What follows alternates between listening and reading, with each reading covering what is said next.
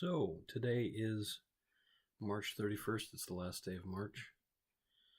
And despite all evidence to the contrary, it has gone out like a lamb. Today was gorgeous.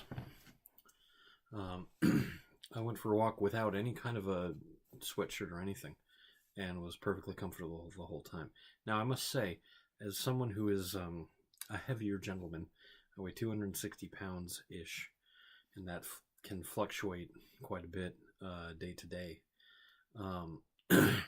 I can walk in pretty cool weather, what a lot of people would not consider shorts and t-shirt weather.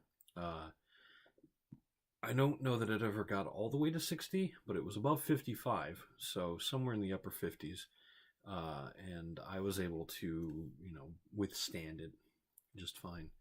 I walked for about an hour, probably not quite an hour and a half, maybe like an hour and 15, an hour and 20 minutes. And I wasn't chilly at the end. It was quite nice. So for a while I was taking walks and I was feeling I would get a headache afterwards. And eventually it just sort of dawned on me I was dehydrating myself because when I walk in the summer, I usually have a glass of water before I leave on the walk and a glass of water when I get back. And although it is not as warm now, skipping that step was probably what was giving me a headache. So I've got a big 8-pack of Gatorade, and I just have one of those when I get back. And I felt fine. It's been utterly enjoyable. So, now that I've talked about the good today, last night I did one of these, and I mentioned that I got my flight stick early. And I thought it was going to be an idyllic weekend of flying around, zooming through space, having a great time. And sadly, the realities of the situation have caught up. The space in which I play computer games in my room is very small. I actually sit in a chair at the foot of my bed, and I have sort of an odd-shaped desk that is meant to go in a corner, but I have it sort of facing a different corner than would be expected because I wanted a little bit of desk between me and the door. That has not proven to be particularly important in the years since I put the desk there. So, that's not even the big problem with the desk. The problem is that while it sits fairly high up, and that's fine when I'm typing, when I have my hands resting on the desk itself while I type, I've never gotten carpal tunnel or anything like that, or repeated stress injury, and I have sat and typed for hours at a time. The problem becomes when I put the flight stick. Well, first of all, there's the surface, there's where my keyboard goes, and then there's the flight stick, and then there's the flight stick stand. It's got a heavy base underneath it to give it weight and keep it from sliding around a whole bunch. But that's working against my arm, which is now suddenly getting a lot more fatigued just trying to stay in place. The armrest on my chair is way down here, and I don't really want to try and play like this. That is going to give me carpal tunnel, I bet you anything. So, right now, I am using this Surface Book that I do my vlogs on as a flat surface on my lap, and I put the stick on my lap.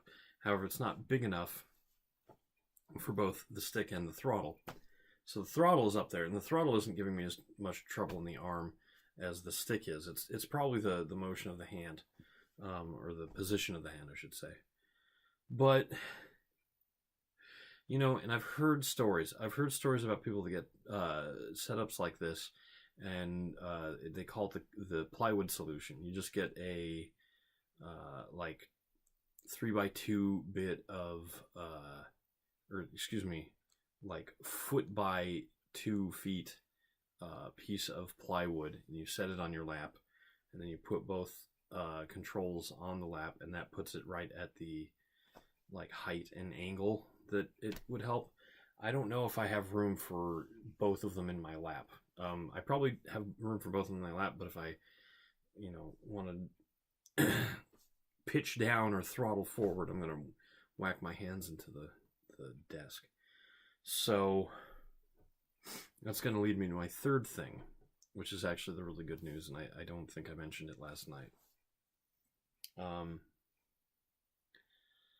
I got a raise yesterday.